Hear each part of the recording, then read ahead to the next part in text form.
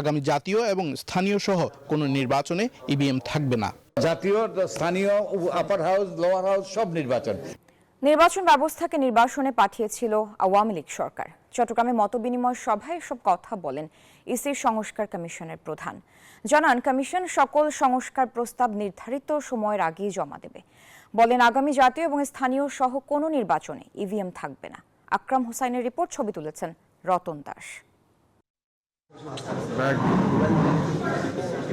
সুষ্ঠু নিরপেক্ষ নির্বাচন হোক, যার মাধ্যমে গণতান্ত্রিক ব্যবস্থা শক্ত ভিতে দাঁড়াবে, এটা জন আকাঙ্ক্ষায় পরিণত হয়েছে এবং সেই লক্ষ্যেই নির্বাচন সংস্কার কমিশন কাজ করছে।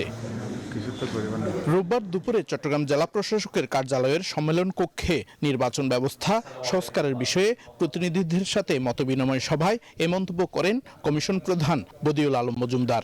বলেন,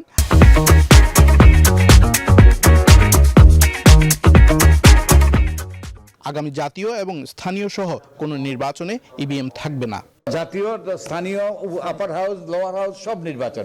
নির্বাচন ব্যবস্থাকে নির্বাসনে পাঠিয়েছিল বিগত সরকার। বিভিন্ন দপ্তরের কর্মকর্তারাও চান সুষ্ঠু নিরপেক্ষ নির্বাচন।